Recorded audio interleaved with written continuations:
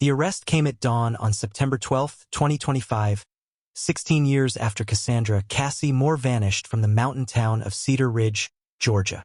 When sheriff's deputies handcuffed 63-year-old Dr. Marcus Webb, the town's beloved family physician and pillar of the community, the collective gasp could be heard from the courthouse steps to the church bells that had rung every Sunday for the past 4 decades. Dr. Webb wasn't just any resident of Cedar Ridge. He was the man who had delivered half the babies in town, who had treated 3 generations of families, who had organized search parties for Cassie when she disappeared, and who had comforted her grief-stricken parents in the months that followed. He was the last person anyone would suspect of murder. But as the Georgia Bureau of Investigation would reveal in the shocking court documents that followed, Dr. Marcus Webb had been hiding the darkest secret in Cedar Ridge's history. Cassandra Moore was 24 years old when she disappeared on November 15, 2009. She was everything a small mountain town could be proud of. Stunningly beautiful with long blonde hair and bright blue eyes, valedictorian of her high school class, and a nursing student at the University of Georgia who had returned home for a long weekend to visit family and friends. Cassie was the kind of person who lit up every room she entered. Her laugh was infectious, her kindness genuine, and her dreams as vast as the mountain ranges that surrounded her childhood home. She had planned to become a pediatric nurse, inspired by her own experiences growing up in a town where everyone knew everyone, where neighbors looked after each other, and where a young woman like her could make a real difference in people's lives. On the night she vanished, Cassie had dinner with her parents, Robert and Linda Moore, at their modest ranch house on Maple Street. She told them about her nursing program, her upcoming clinical rotations, and her plans to possibly move to Atlanta after graduation to work at Children's Healthcare. Her parents remembered her being excited about the future, happy and full of life. After dinner, Cassie drove to Murphy's Tavern, the town's only real social gathering place, to meet her high school friends who were also home for the weekend. The tavern was crowded that Saturday night, filled with the familiar faces of a close-knit community celebrating the end of another week. Witnesses later told investigators that Cassie seemed her normal, vibrant self. She laughed with friends, caught up on hometown gossip, and danced to the old jukebox that played everything from classic rock to country music. She nursed a single beer throughout the evening. Friends noted she was always careful about drinking and driving on the winding mountain roads. At approximately 11:30 p.m., Cassie said goodbye to her friends and walked to her car, a red 2006 Honda Civic that her parents had bought her for college. Security footage from Murphy's parking lot showed her getting into the vehicle alone. She waved to friends who were still inside the tavern, started the car, and drove off into the November night. She never made it home. When Cassie didn't return by Sunday morning, her parents initially weren't concerned. She was an adult, after all, and sometimes she would spend the night at friends' houses after late nights out. But when she missed Sunday dinner, a more family tradition she had never broken, Robert and Linda knew something was wrong. They called her cell phone repeatedly, but it went straight to voicemail. They contacted her friends from the night before, but none had seen her since she left Murphy's. Growing frantic, they called the Cedar Ridge Police Department at 4:17 p.m. on Sunday, November 16th. The search for Cassie Moore began immediately and intensified rapidly. Chief of Police Daniel Brooks, a 20-year veteran of law enforcement who had watched Cassie grow up, treated her disappearance as a priority case from the moment the report was filed. Within hours, volunteers from across the county had assembled to comb the mountainous terrain surrounding Cedar Ridge. The search included local law enforcement, Georgia State Police, volunteer fire departments, and hundreds of community members who dropped everything to look for one of their own. Dr. Marcus Webb was among the first volunteers to arrive at the makeshift command center established in the parking lot of Cedar Ridge Elementary School. Colleagues and friends later remembered his dedication to the search efforts. He provided medical supplies for the volunteers, stayed out all night with search teams, and even offered his medical expertise to help investigators understand what might have happened to Cassie. Dr. Webb was incredibly helpful during those first few days, Chief Brooks recalled years later. He seemed as concerned as anyone, maybe more so. He kept asking about leads, about whether we had found any evidence. At the time, I thought he was just being a caring community member. The The search continued for 2 weeks with no sign of Cassie or her vehicle. Helicopters equipped with thermal imaging flew grid patterns over the dense forests. Dive teams searched the mountain lakes and streams. Bloodhounds followed scent trails that led nowhere. It was as if Cassie Moore had simply vanished into thin air. On November 29th, 2 weeks after Cassie's disappearance, her Honda Civic was discovered by hunters in a remote ravine about 15 miles from Cedar Ridge. The car had gone off a logging road and crashed into a cluster of pine trees. The impact had been severe enough to deploy the airbags and shatter the windshield. But Cassie wasn't inside. The discovery of the empty vehicle transformed the case from a missing person investigation into a potential homicide.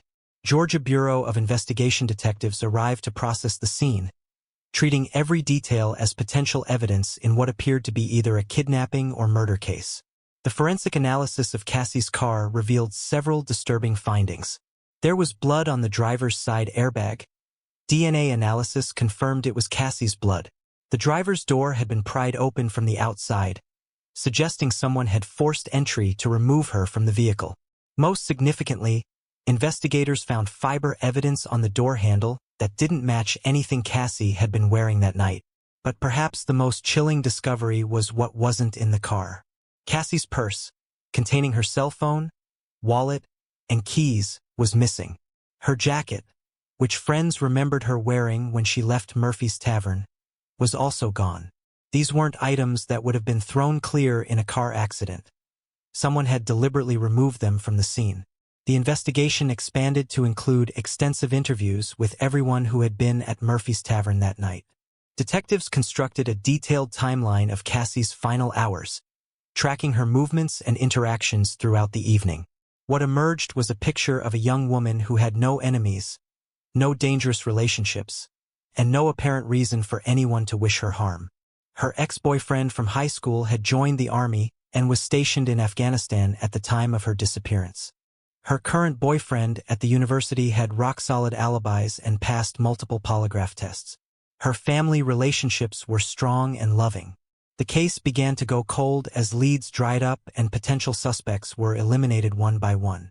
The Georgia Bureau of Investigation assigned the case to their cold case unit in 2012, where it remained largely dormant for over a decade. But Detective Sarah Martinez never forgot about Cassie Moore. Detective Martinez had joined the GBI's cold case unit in 2018, specifically requesting assignment to unsolved cases involving young women. She brought fresh eyes and new technology to cases that had stalled years earlier, and Cassie's disappearance immediately captured her attention. There was something about this case that didn't sit right with me, Detective Martinez explained years later. A young woman doesn't just disappear from a close-knit mountain town where everybody knows everybody. Someone had to have seen something, known something, or been involved somehow. Martinez began her review of the case in early 2024, 15 years after Cassie's disappearance. She re-interviewed witnesses, re-examined evidence using new forensic techniques, and applied modern investigative methods to old clues. One of her first discoveries was that the original investigation, while thorough for its time, had been limited by the technology available in 2009. Cell phone tower analysis had been rudimentary, DNA testing was less sophisticated, and digital forensics was in its infancy. Martinez ordered new analysis of all physical evidence collected from Cassie's car and the crash site. Advanced DNA extraction techniques revealed genetic material that hadn't been detectable 16 years earlier. Improved fiber analysis provided more detailed information about the foreign fibers found on the door handle. But the breakthrough came from an unexpected source: a revised timeline based on enhanced analysis of cell phone tower records. The original investigation had determined that Cassie's phone went dead approximately 12 minutes after she left Murphy's Tavern, somewhere along the route between the bar and her parents' house. Investigators in 2009 had assumed this meant her car had crashed and her phone had been damaged in the accident. But Martinez's review revealed something the original investigators had missed. Using modern cell tower triangulation techniques and enhanced mapping technology, she determined that Cassie's phone hadn't gone dead along the route home. It had stopped transmitting from a location that was 5 miles in the opposite direction, near the Pinecrest Medical Center where Dr. Marcus Webb had his practice. This discovery prompted Martinez to take a much closer look at Dr. Webb's involvement in the original investigation. What she found disturbed her deeply. While Dr. Webb had presented himself as a concerned community member volunteering to help search for Cassie, his behavior during the investigation had actually been quite unusual. He had shown up at the command center every day, asking detailed questions about the search progress and investigation findings. He had specifically volunteered for search teams that were looking in remote areas, far from where Cassie's car was eventually found. Most suspicious was the fact that Dr. Webb had been one of the people who had suggested searching the ravine where Cassie's car was ultimately discovered. At the time, investigators had assumed he was simply being helpful and applying local knowledge of the area. In retrospect, Martinez realized he might have been trying to ensure the car was found quickly, before other evidence could be discovered. Martinez began investigating Dr. Webb's background more thoroughly, looking for any connections to Cassie that might have been overlooked in the original investigation. What she discovered was shocking. Medical records revealed that Cassie had been a patient of Dr. Webb's since childhood. More significantly, she had visited his office for a routine physical examination just 2 weeks before her disappearance, an appointment that wasn't mentioned in any of the original police reports. Martinez obtained a search warrant for Dr. Webb's medical records and discovered a pattern of inappropriate behavior that had been carefully hidden for decades. Several young female patients had filed complaints with the state medical board over the years, alleging inappropriate touching during examinations and uncomfortable personal questions that weren't related to their medical care. The complaints had been investigated, but Dr. Webb's reputation in the community and his position of authority had protected him from serious consequences. The medical board had found insufficient evidence to revoke his license, and the complaints had been quietly resolved without criminal charges. But Martinez found something more damning in Dr. Webb's personal effects. A search of his home office, conducted under warrant in August 2025, revealed a collection of photographs and personal items that belonged to young female patients, including several items that had belonged to Cassie Moore. Hidden in a locked filing cabinet in Dr. Webb's basement were Cassie's missing purse and cell phone, along with the jacket she had been wearing the night she disappeared. DNA analysis confirmed that Dr. Webb had handled these items extensively. But the most incriminating evidence came from Dr. Webb's own medical records. In November 2009, he had treated himself for what he had documented as defensive scratches on his arms and face. The timing coincided exactly with Cassie's disappearance. Confronted with this evidence, Dr. Webb initially maintained his innocence. But as additional forensic evidence mounted, including DNA matches between genetic material found under Cassie's fingernails, preserved from the blood on her car's airbag, and Dr. Webb's genetic profile, his story began to change. The confession came during his third interrogation session with Detective Martinez and GBI investigators. After 16 years of living with his secret, Dr. Marcus Webb finally told the truth about what happened to Cassie Moore on November 15, 2009. According to Webb's confession, he had been obsessed with Cassie for months before her disappearance. Her recent visit to his office for a physical examination had intensified his fixation, and he had been following her movements whenever she was home from college. On the night she vanished, Dr. Webb had been at Murphy's Tavern himself, though he had been careful to stay in the background and avoid being noticed by Cassie or her friends. When she left the bar alone, he had followed her in his own vehicle. Webb claimed he had only intended to talk to her, to express his feelings and convince her to have a relationship with him. He had forced her off the road by blocking her path with his car, then approached her vehicle claiming there had been an accident and offering medical assistance. But when Cassie recognized him and began to resist his advances, the encounter turned violent. According to his confession, Cassie had fought back fiercely, scratching his face and arms as she tried to escape. In his rage, Webb had struck her repeatedly, ultimately causing fatal injuries. Webb confessed to disposing of Cassie's body in a remote area of the Chattahoochee National Forest, where it had never been recovered despite extensive searches. He had staged the car accident to make it appear that Cassie had crashed while driving home, then removed her body and personal items to create the impression that she had been kidnapped from the scene. The confession explained many of the inconsistencies that had puzzled investigators for 16 years. Dr. Webb's medical knowledge had allowed him to stage the scene convincingly, and his position in the community had kept him above suspicion. His participation in the search efforts had been a calculated move to monitor the investigation and ensure that evidence pointing to him wasn't discovered. The arrest of Dr. Marcus Webb sent shockwaves through Cedar Ridge that reverberated far beyond the small mountain town. For 16 years, residents had lived with the mystery of what happened to Cassie Moore. They had suspected strangers, transients, maybe someone from outside their close-knit community. They had never imagined that the person responsible was someone they trusted with their lives, someone who had cared for their children, someone who had sat beside them in church every Sunday for 4 decades. Robert and Linda Moore, now in their 70s, finally had answers to the questions that had tormented them for over a decade and a half. But the truth brought little comfort. "We trusted him," Linda Moore said through tears at the press conference announcing the arrest. "He delivered our neighbors' babies. He took care of our families when we were sick. And all this time, he was the one who took our daughter away from us."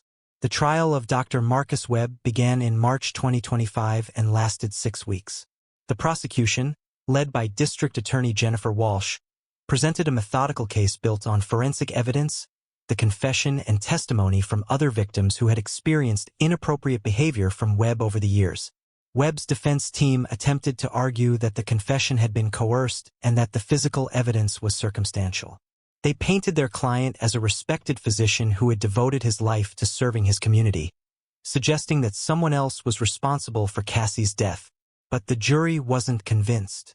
After deliberating for just 4 hours, they returned a verdict of guilty on all charges: first-degree murder, kidnapping, and concealing a death. Judge Robert Harrison sentenced Dr. Marcus Webb to life in prison without the possibility of parole. At 63 years old, Webb will spend the remainder of his life behind bars for a crime he committed 16 years earlier. During the sentencing hearing, Cassie's father Robert Moore addressed the court directly, speaking to Dr. Webb for the first time since learning the truth about his daughter's fate. "You were supposed to be a healer," he said, his voice breaking with emotion. "People trusted you with their most precious gift, their health, their lives, their children. Instead, you used that trust to prey on young women and ultimately to murder our daughter." He continued, "Cassie was going to be a nurse. She wanted to help people, to make a difference in the world. You stole that from her, from us, and from everyone whose life she would have touched. There is no forgiveness for what you've done." The case officially closed on September 15, 2025, exactly 16 years and 10 months after Cassie Moore disappeared from Cedar Ridge. Detective Martinez, whose determination to solve cold cases had finally brought justice to the Moore family, reflected on the investigation's impact. "This case changed how we look at trusted members of the community," she said. "Position and reputation can be used to hide the darkest secrets. We can never assume that someone is above suspicion simply because they hold a position of authority or respect." The Cassie Moore case has become a textbook example of how cold cases can be solved using modern forensic techniques and fresh investigative approaches.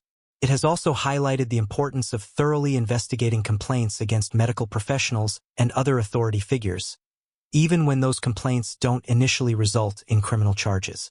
For the town of Cedar Ridge, the resolution of Cassie's case has brought both closure and trauma. Residents struggle with the knowledge that someone they had trusted implicitly was capable of such evil. Many of Dr. Webb's former patients have sought counseling to process the revelation that their physician may have inappropriately touched or violated them during medical examinations. The Pinecrest Medical Center where Dr. Webb practiced has been sold and converted into a community health center run by a nonprofit organization. The new facility includes enhanced security measures and policies designed to protect patients from predatory behavior by medical professionals. Cassie's parents have established the Cassandra Moore Foundation, which provides funding for cold case investigations and support services for families of missing persons. They have also advocated for legislative changes that would make it easier to investigate and prosecute medical professionals who abuse their positions of trust. Cassie's death wasn't meaningless if it helps protect other young women, Linda Moore said at the Foundation's inaugural fundraising event. She wanted to help people to make the world better. Through this foundation, her legacy can continue to do exactly that. As of today, September 16, 2025, Dr. Marcus Webb remains in Georgia State Prison, where he is serving his life sentence. He has shown no remorse for his crimes and has refused to reveal the location of Cassie's remains, depriving her family of the closure that comes with laying their loved one to rest. The case serves as a stark reminder that evil can hide behind the most respectable facades, that trust can be weaponized by those who seek to harm others, and that justice, while sometimes delayed, can still be achieved through persistent investigation and advances in forensic science. Cassie Moore was taken from her family and community at the age of 24, her dreams and potential stolen by someone who had sworn an oath to, first, do no harm. But her memory lives on through the foundation that bears her name, the legislation that has been passed in her honor, and the knowledge that her killer will never again walk free among the community he betrayed so profoundly. The mountain town of Cedar Ridge will never be the same, but it will continue to heal, to remember, and to ensure that Cassie Moore's story serves as both a warning and a call to action for communities everywhere.